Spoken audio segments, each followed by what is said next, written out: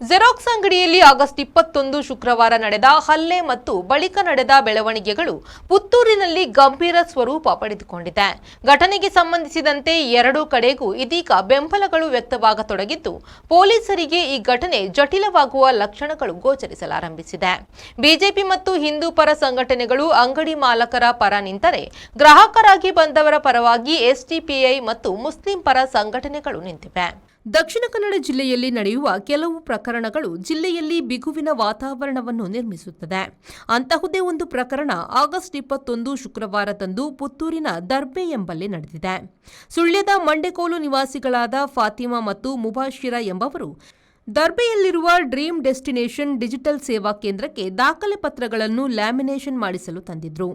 ದಾಖಲೆ ಪತ್ರಗಳಿಗೆ ಲ್ಯಾಮಿನೇಷನ್ ಮಾಡುವ ಸಂದರ್ಭದಲ್ಲಿ ಒಂದು ದಾಖಲೆ ಪತ್ರ ತಾಂತ್ರಿಕ ಸಮಸ್ಯೆಯಿಂದ ಸಂಪೂರ್ಣ ನಾಶವಾಗಿತ್ತು.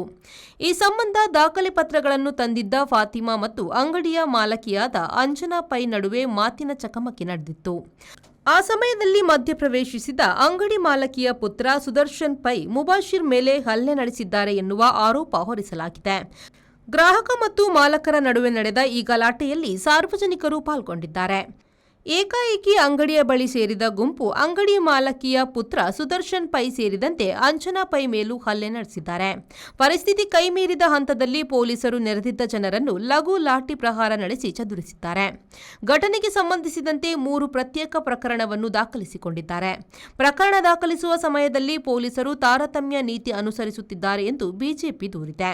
ಅಲ್ಲಿ ಎರಡೂ ಕಡೆ ಶ್ರೀನಿವಾಸನ್ ಹಾಕಬೇಕಂತ ನಾನು ವಿನಂತಿ ಇರುವಂಥದ್ದು. ಯಾಕಂದ್ರೆ ಇವರ ಕೈಲಿ ಏನು ಕತ್ತಿರಲಿಲ್ಲ. ಇವರು ಹಲ್ಲೆ ಮಾಡಬೇಕು ಅಥವಾ ಮರ್ಡರ್ ಮಾಡಬೇಕು ಅನ್ನುವಂಥ ಇರಾದೆ ಕೂಡ ಇರಲಿಲ್ಲ. ಮಾತಿನ ಚಕಮಕಿ ಆಗಿದೆ, ದೂಡಾಡಿಕೊಂಡಿದ್ದಾರೆ. ಅದೇ ರೀತಿ ಅವರು ಕೂಡ ಅಂಗಡಿಗೆ ನುಗ್ಗಿದ್ದಾರೆ. 100 ಜನ ಬಂದಿದ್ದಾರೆ. ಅವರಿಗೂ ಕೂಡ ಶ್ರೀನಿವಾಸನ್ ಹಾಕಬೇಕಂತ ವಿನಂತಿಯನ್ನು ಮಾಡ್ತೇನೆ. ಅದರ ಜೊತೆಗೆ ಅದಾದ ನಂತರ ಸದಾಶಿವ ಪೈ ಮತ್ತು ಅವರ ಮಗನನ್ನ ಪೊಲೀಸ್ನವರು ಬಂದು ಅರೆಸ್ಟ್ ಮಾಡಿ ಕರ್ಕೊಂಡು ಹೋಗ್ತಾರೆ. ಆಯ್ತು, ಇವರು ತಪ್ಪು ಮಾಡಿ ಅರೆಸ್ಟ್ ಮಾಡಿ ಕರ್ಕೊಂಡು ಹೋಗ್ತಾರೆ ಅಂದಾಗ ಅಲ್ಲಿ ಸೇರ್ತಕ್ಕಂಥ ಜನ ಪೊಲೀಸ್ ಜೀಪನ್ನು ಅಲ್ಲಾಡಿಸಿ, ಪೊಲೀಸ್ ಜೀಪನ್ನು ದೂಡಿ ಸದಾಶಿವ ಪೈ ಅವರ ಮಗನ ಮೇಲೆ ಹಲ್ಲೆ ಮಾಡಿದ್ದಾರೆ. ಅನ್ನೋದು ಒಬ್ಬ ವ್ಯಕ್ತಿ ಪೊಲೀಸ್ ಸುಪರ್ದಲ್ಲಿ ಇರಬೇಕಾದ್ರೆ ಅವರ ಮೇಲೆ ಕೈ ಹಾಕ್ತಾರೆ ಅಂದ್ರೆ ಇವರ ದರ್ಪ, ಅಹಂಕಾರ, ದುರಹಂಕಾರ ಯಾವ ಹಂತಕ್ಕೆ ಮುಟ್ಟಿದೆ ಅಂದ್ರೆ ಅಂಜನಾ ಪೈ ಮತ್ತು ಅವರ ಕೆಲಸದವರು ಮತ್ತು ಅವರ ಮಗ ಅಲ್ಲಿ ಜೆರಾಕ್ಸ್ ತೆಗೆದು ಆ ಜೆರಾಕ್ಸ್ ಅನ್ನು ಕೊಡುವಂಥ ಸಂದರ್ಭದಲ್ಲಿ ಅಲ್ಲಿ ಒಂದು ಮುಸ್ಲಿಂ ಪಾರ್ಟಿ ಬಂದು ದಾಂಧಲೆ ಎಬ್ಬಿಸ್ತಾರೆ. ದಾಂಧಲೆ ಎಬ್ಬಿಸಿ ಅಂಜನಾ ಪೈಗೆ ಒಟ್ಟು ಅವರ ಮೇಲೆ ಹಲ್ಲೆ ಮಾಡುವಂಥ ಕೆಲಸವನ್ನು ಮಾಡ್ತಾರೆ. ಆಮೇಲೆ ಗುಂಪು ಸೇರಿ ಅವರ ಗಂಡನಿಗೆ, ಅವರ ಮಗನಿಗೆ ಅಲ್ಲಿ ಹಲ್ಲೆ ಮಾಡಿ ಅವಾಚ್ಯ ಶಬ್ದಗಳಿಂದ ಬೈದು ಅವರಿಗೆ ಮಾನಸಿಕವಾಗಿ ಮತ್ತು ದೈಹಿಕವಾಗಿ ಹಿಂಸೆಯನ್ನು ಕೊಡ್ತಾರೆ.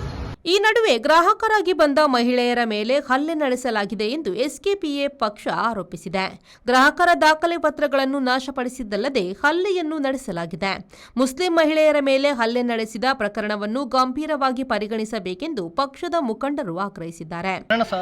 ಸರ್ಟಿಫಿಕೇಟ್ನೊಂದು ಜೆರಾಕ್ಸ್ ಮತ್ತು ಲ್ಯಾಮಿನೇಷನ್ ಮಾಡಿಸಲು ಕೊಟ್ಟು ಅದನ್ನು ಅವರು ಪುನಃ ಹಿಂಪಡೆಯುವಾಗ ಏನು ಅವರ ಮಿಷಿನಲ್ಲಿ, ಆ ಲ್ಯಾಮಿನೇಷನ್ ಆಗೋ ಮಿಷಿನಲ್ಲಿ ಅದು ಸುತ್ತಿಕೊಂಡು ಅದು ಅವರಿಗೆ ಉಪಯೋಗ ಇಲ್ಲದ ಅಂಥ ಸನ್ನಿವೇಶದಲ್ಲಿ ಬಂದಾಗ ಅವರು ಅದನ್ನು ಸ್ವಲ್ಪ ಪ್ರಶ್ನೆ ಮಾಡಿರುತ್ತಾರೆ. ಹಾಗಾಗಿ ಅಲ್ಲಿರುವಂಥ ಕೆಲಸದ ಯುವತಿ ಅವರು ನಮ್ಮ ಓನರ್ ಇಲ್ಲ ಮತ್ತೆ ಬರ್ತಾರೆ ಅಂತ ಅವರ ನಂಬರ್ ಪಡೆದುಕೊಂಡು ಅವರು ತೆರಳಿರುತ್ತಾರೆ. ತದನಂತರ ಅವರಿಗೆ ಫೋನ್ ಬರ್ತದೆ.